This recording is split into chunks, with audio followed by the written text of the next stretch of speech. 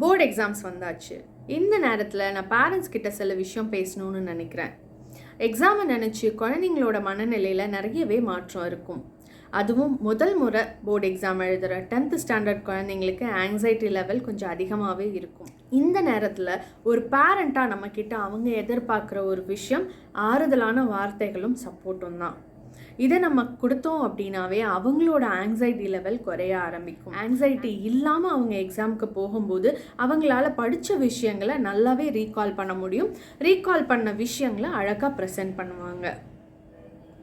Last மினிட்டில் rush அப் பண்ணால் அவங்களுக்கு anxiety அதிகமாகும். அதனால் அவங்க நல்லா படித்த விஷயங்கள் கூட மறந்து போக வாய்ப்பு இருக்குது.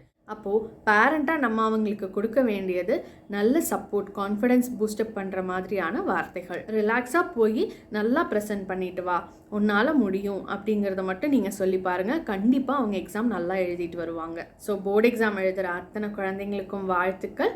நிதானமாக போய் நல்லபடியாக எக்ஸாம் எழுதிட்டு வாங்க. All the best.